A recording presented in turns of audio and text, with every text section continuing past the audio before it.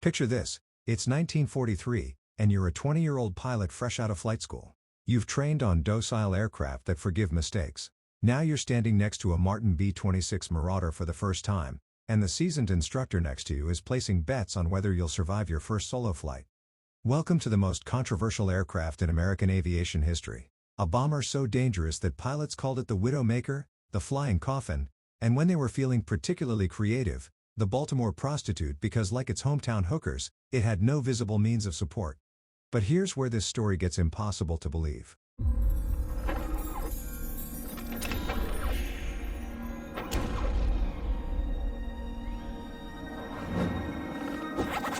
Chapter 1. The Impossible Paradox. Let's start with a fact that should make your head spin. The Martin B-26 Marauder holds two records that shouldn't exist on the same aircraft. First record, it killed more American airmen during training than any other bomber in World War II. Second record, it had the lowest combat loss rate of any Allied bomber in the European theater. That's like saying the same car is both the deadliest vehicle in driving school and the safest on the highway. It makes no sense, but it happened. At MacDill Army Air Force Base in Tampa, Florida, the situation got so bad that local newspapers started covering B-26 crashes like weather reports. Partly cloudy with a chance of flaming wreckage in the bay.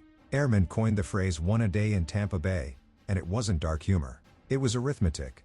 Between 1941 and 1943, the B-26 killed American pilots at a rate that made enemy fighters look merciful. Training accidents claimed hundreds of lives. Experienced flight instructors requested transfers rather than teach students to fly the flying coffin. The aircraft developed such a deadly reputation that some pilots preferred flying combat missions over heavily defended German targets to completing B-26 training in peaceful Florida.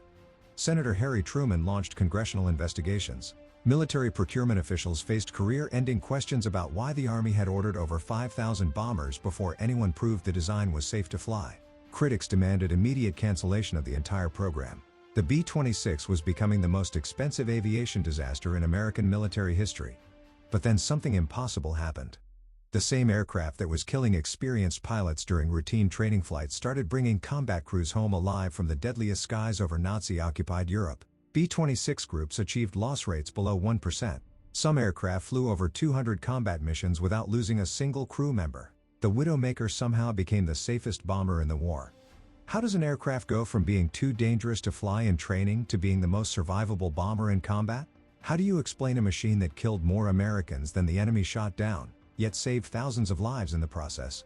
The answer involves engineering hubris, bureaucratic disasters, revolutionary tactics, and one of the most remarkable transformations in aviation history. This is the story of how America's deadliest trainer became its safest combat aircraft. Chapter 2.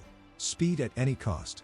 The Martin B-26's problem started with a piece of paper that demanded the impossible. On March 11, 1939, the Army Air Corps issued Circular Proposal 39-640. It might as well have been titled "Dear Aircraft Companies, please build us a flying unicorn." The requirements were insane.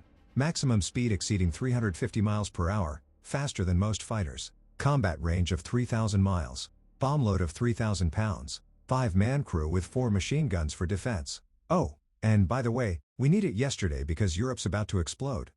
Most aircraft companies took one look at these specs and started making excuses. Not Glenn L. Martin Company. They had a 26-year-old project engineer named Peyton Magruder who looked at impossible requirements and saw a design challenge. Magruder's solution was elegant and deadly. Build the smallest, most aerodynamic bomber possible. Maximum speed demanded minimum drag. Simple physics. But physics doesn't care about pilot comfort or pilot survival. Magruder designed the Model 179 with wings so small they barely looked capable of keeping the aircraft airborne. Wing loading means the aircraft's weight divided by wing area. The B-26 came out to 53 pounds per square foot. For comparison, the B-17 Flying Fortress had wing loading of 38 pounds per square foot. The difference between a forgiving aircraft and an unforgiving one often comes down to those numbers. The Army Air Corps loved what they saw on paper. They loved it so much they did something unprecedented in aviation history. They ordered 201 B-26s straight off the drawing board. No prototype. No test flights. No "let's see if this thing actually flies before we bet the farm on it." Just pure faith in engineering calculations and wind tunnel tests. Then they did something even crazier. In September 1939, before the first B-26 had even flown, they ordered 930 more aircraft. Total commitment, 1,131 bombers based on blueprints and promises. It was the biggest gamble in military aviation procurement history. The first B-26 finally flew on November 25, 1940. Test pilot William Kenneth E. Bell took it up from Middle River, Maryland, with co-pilot Ed Fenimore and flight engineer Al Malusky. The aircraft performed exactly as designed. It was fast, 315 miles per hour in level flight. It was sleek. It looked like it could outrun anything the Germans had. What nobody realized was that Bell was an exceptional pilot flying under ideal conditions. Clear weather, no pressure, no fear.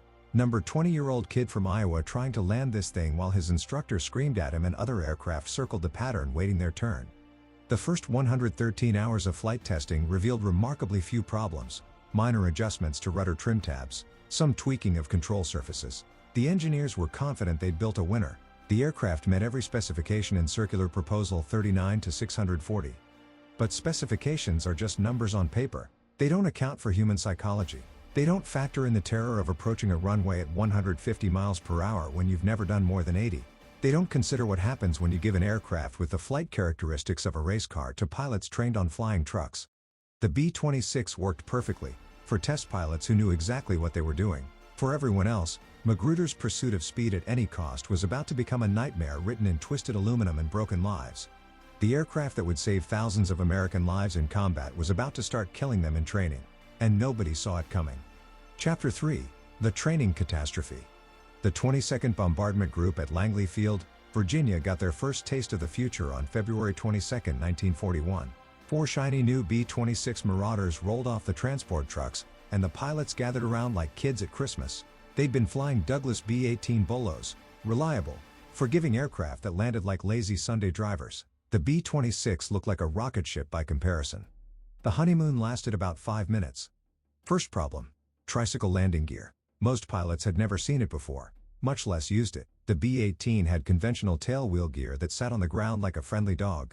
The B-26's nose wheel made it look perpetually ready to leap into the air, which, as pilots quickly discovered, it was. Second problem: electrical systems that belonged on a battleship, not an aircraft. The B-26 had electrically operated propellers, electrical gun turrets, electrical bomb bay doors, electrical everything. Ground crews trained on simple mechanical systems suddenly faced circuit breakers, relays, and enough wiring to electrify a small town.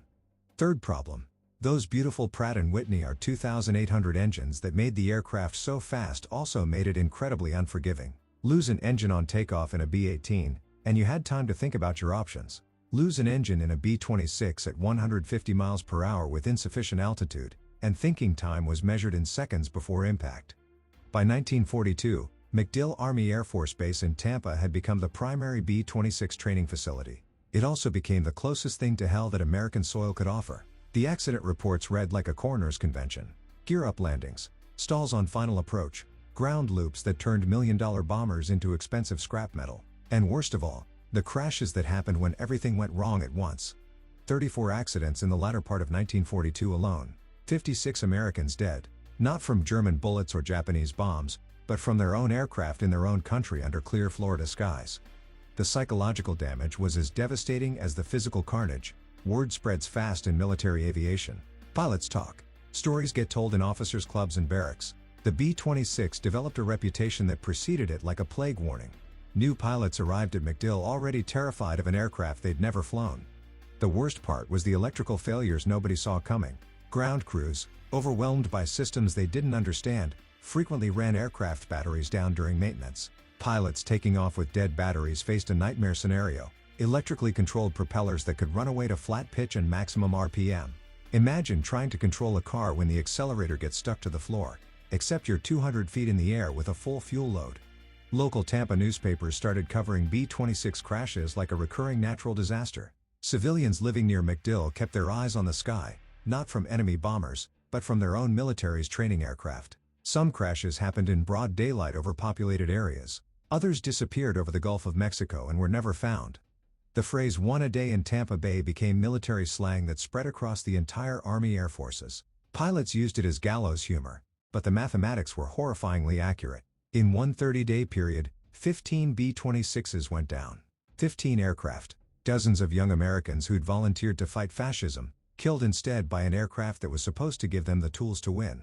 The breaking point came when every pilot in the 320th Bomb Group except the commanding officer and his executive officer formally requested transfer away from B-26s. These weren't cowards, they were trained airmen willing to fly bombing missions over heavily defended German targets, but they'd rather face Luftwaffe fighters than continue flying the Widowmaker in training. The crisis had reached national attention. Something had to change, or the entire B-26 program would collapse under the weight of its own casualties. Chapter 4. Combat Vindication. While American pilots were dying in Florida sunshine, other B-26 crews were discovering something remarkable over the hostile skies of the Pacific. The aircraft that couldn't be trusted in training was saving their lives in combat. April 5, 1942, the 22nd Bombardment Group launched the first B-26 Marauder combat mission of World War II. 10 bombers, each carrying 4 500-pound demolition bombs, flew from Australia to attack Japanese positions at Rabaul, New Britain. It was a 6-hour round trip over enemy waters with no fighter escort and no backup plan. The mission succeeded. They sank a Japanese transport ship and damaged shore installations. More importantly, 9 of 10 aircraft returned safely. Only one B-26 was lost, along with Sergeant Bourne, the first combat casualty of what would become a remarkable combat record. But the real revelation came 2 months later at a little island called Midway. June 4, 1942, 7:10 a.m. 4 B-26s from the 38th and 22nd Bombardment Groups attempted something that had never been tried before: Army Air Force's torpedo attack. The Navy had given them minimal training on torpedo bombing.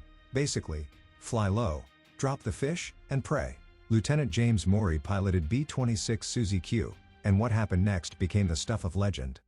Morey's formation attacked through a screen of Zero fighters and anti-aircraft fire that turned the sky into a metal storm.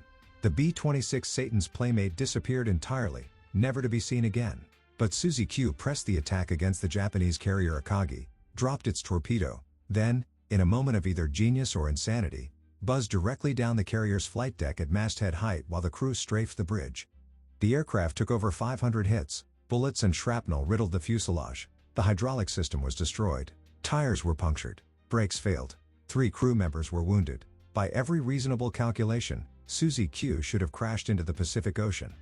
Instead, it limped back to Midway and crash-landed on the Coral runway. The aircraft was a total write-off, but all crew members survived. More importantly, they'd proven something that training accidents had obscured: the B-26 could absorb incredible punishment and still bring its crew home alive.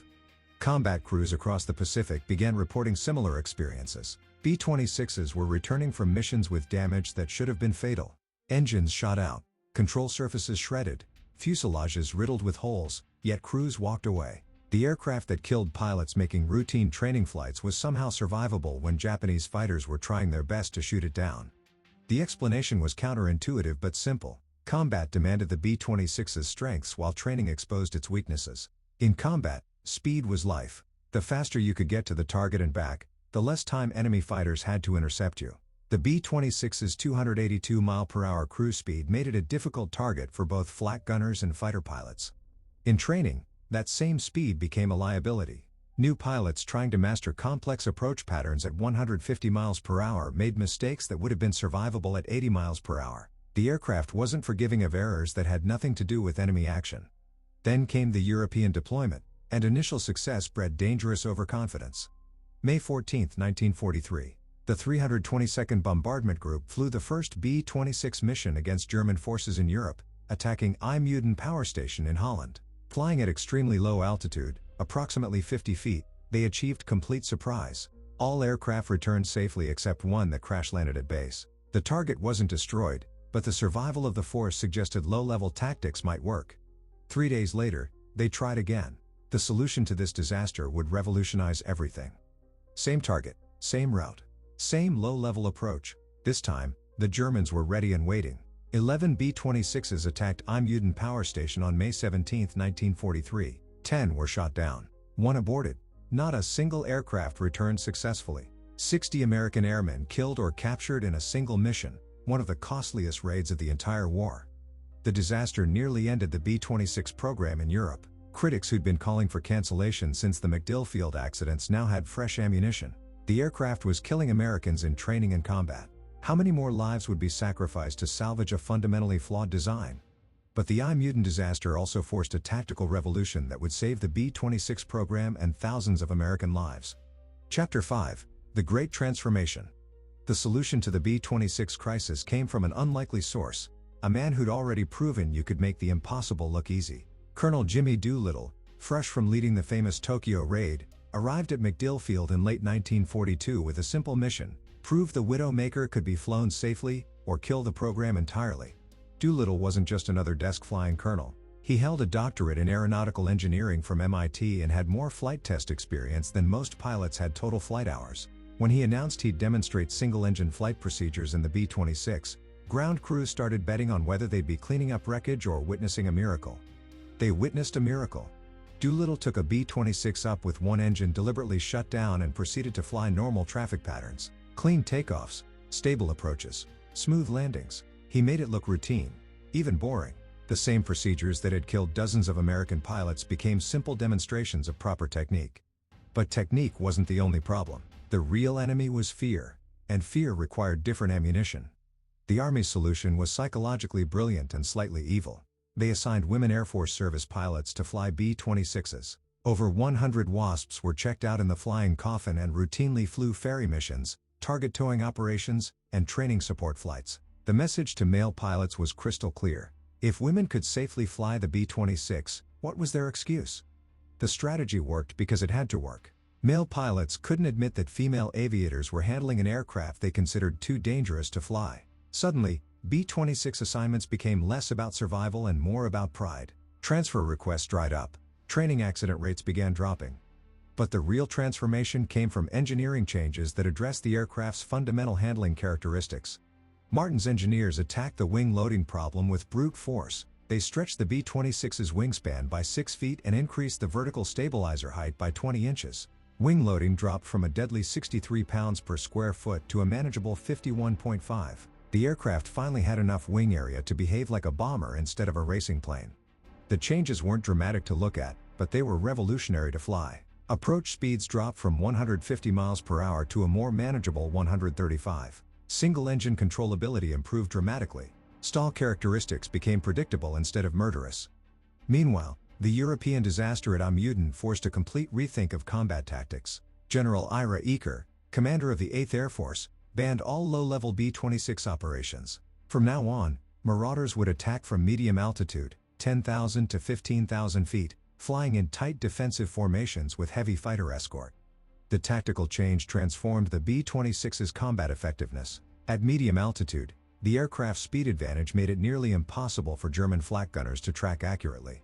Unlike heavy bombers that lumbered through flak fields like sitting ducks, B-26s could maintain 250 miles per hour while bombing, making deflection shooting extremely difficult. Formation flying also played to the B-26's strengths. The aircraft's stability at cruise speed made it ideal for tight formations that maximized defensive firepower. German fighter pilots quickly learned that attacking a well-formed B-26 group was like flying into a coordinated buzzsaw of .50 caliber machine guns. By July 1943, the transformation was becoming visible in mission reports. The 322nd Bombardment Group flew their first loss-free mission on July 17, attacking Coxet Airfield in Belgium. All 24 aircraft returned safely. On July 26, they hit Tricoville Airfield with no losses. August 3, Amiens Airfield, no losses. Training programs were simultaneously overhauled to reflect combat realities. New pilots received extensive instruction in electrical systems, single-engine procedures, and high-speed approach techniques. Ground crews got specialized training on B-26 maintenance requirements. The aircraft wasn't getting easier to fly, but the people flying and maintaining it were getting dramatically better at their jobs. The statistical evidence was undeniable. By late 1943, B-26 training accident rates had dropped to levels comparable with other aircraft types. Combat loss rates were falling even faster. The same aircraft that had terrorized MacDill Field was becoming the most survivable bomber in the European theater. The transformation wasn't complete yet, but the foundation was laid. The Widowmaker was evolving into something nobody had expected: a war winner. Chapter 6: From Widowmaker to War Winner. June 6, 1944, 5:30 a.m. While the world watched Allied forces storm the beaches of Normandy, the Martin B-26 Marauder was writing the final chapter of its transformation from death trap to war winner. 36 B-26s from the 386th Bombardment Group approached Utah Beach with a mission that would have been impossible for heavy bombers: precision bombing just 2 minutes before the infantry assault. The margin for error was zero. Drop bombs too early, and German defenders would recover. Drop them too late, and American soldiers would die from friendly fire. The B-26s hit their targets with surgical precision. Gun emplacements, bunkers, and communication lines were destroyed exactly on schedule. When the 4th Infantry Division landed at Utah Beach, they encountered the lightest resistance of any D-Day assault force. Total casualties, 12 men, fewer than they'd lost in practice landings back in England. It was the ultimate vindication of an aircraft that 3 years earlier couldn't complete a training mission without killing someone. By 1944, the statistical transformation was complete and undeniable. B-26 groups were achieving loss rates of less than 0.5%, lower than any other Allied bomber in the European theater. The Flying Coffin had become the safest bomber of World War II.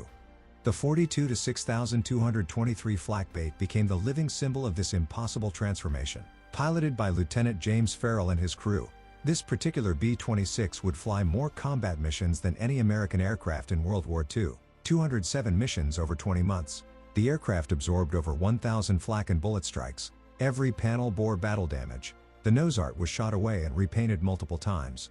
Yet not a single crew member aboard Flak-Bait was ever killed or wounded. In 207 combat missions against heavily defended German targets, the crew suffered 0 fatalities, 0 serious injuries. The aircraft that supposedly couldn't keep a crew alive in training was bringing them home safely from the deadliest skies over Europe.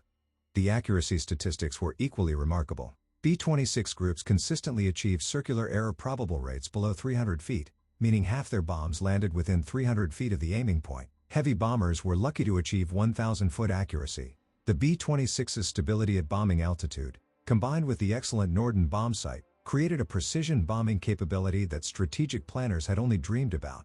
German defensive commanders noticed the difference. Luftwaffe pilots learned to avoid B-26 formations whenever possible. The aircraft's speed, defensive firepower, and tight formation flying made successful attacks extremely costly. Flak gunners complained that B-26s moved too fast for accurate tracking. Intelligence reports indicated that some German units specifically requested reassignment away from areas targeted by Marauder groups. The transformation wasn't just statistical, it was psychological. By 1944, B-26 assignments were considered desirable duty. Pilots who'd once feared the aircraft now competed for positions in Marauder groups. The reputation for bringing crews home alive made B-26 units some of the most sought-after assignments in the Army Air Forces. Senator Harry Truman, who'd launched congressional investigations into B-26 procurement disasters, quietly withdrew his objections. The aircraft that had nearly destroyed his faith in military procurement was now proving its worth in the crucible of combat. Every successful mission was vindication of the original design philosophy. Sometimes revolutionary aircraft require revolutionary training and tactics. The final irony came on May 3, 1945, when B-26s flew some of the last bombing missions of the European War. The aircraft that had started the war killing American airmen in training finished it with the lowest loss rate and highest accuracy of any Allied bomber. Total combat missions, over 129,000. Total aircraft lost to enemy action, 911. Loss rate, 0.7%. The Martin B-26 Marauder had completed one of the most remarkable transformations in aviation history. From Widowmaker to war winner. From the most hated aircraft in the Army Air Forces to the most trusted. From killing more Americans in training than the enemy shot down in combat, to bringing more crews home alive than any other bomber. Today, only 5 complete B-26s survive worldwide. They sit in museums as silent testimony to an impossible truth. Sometimes the most dangerous aircraft can become the safest, if you're willing to learn from disaster and adapt to reality. The Flying Coffin had become the aircraft that kept American airmen out of actual coffins. And that might be the greatest military procurement success story ever told. So what's the moral of this impossible story? The Martin B-26 Marauder teaches us that first impressions in aviation, like life, can be dead wrong. The aircraft never changed its basic design. Those small wings that killed pilots in 1942 were the same wings that brought them home alive in 1945. The high landing speeds that terrorized MacDill Field were the same speeds that saved lives over Nazi Germany. The complex systems that baffled ground crews became the reliability that crews trusted with their lives. What changed wasn't the machine. It was everything else.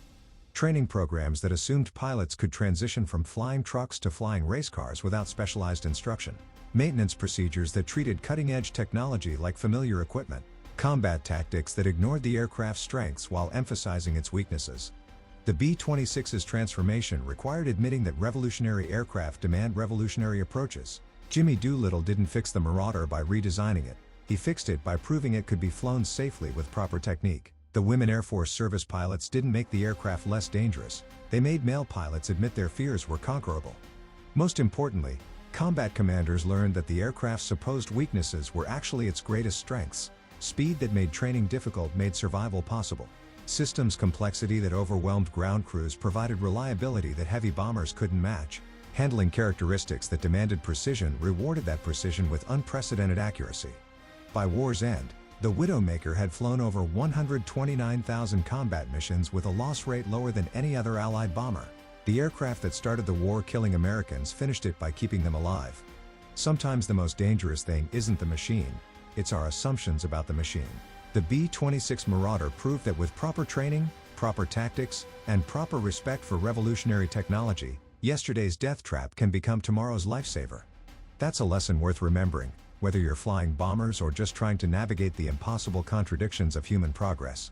So what's the moral of this impossible story? The Martin B-26 Marauder teaches us that first impressions in aviation, like life, can be dead wrong. The aircraft never changed its basic design.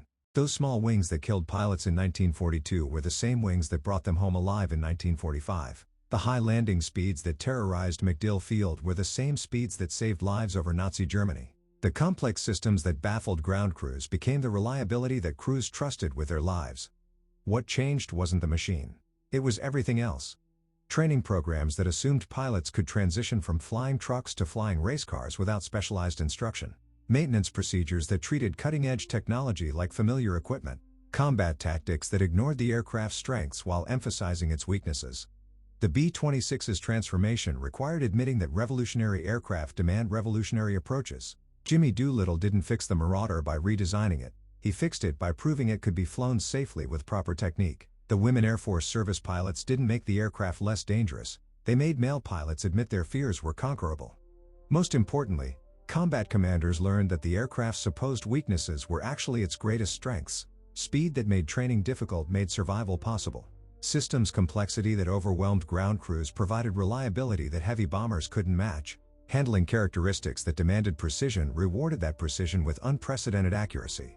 By war's end, the Widowmaker had flown over 129,000 combat missions with a loss rate lower than any other Allied bomber. The aircraft that started the war killing Americans finished it by keeping them alive. Sometimes the most dangerous thing isn't the machine, it's our assumptions about the machine.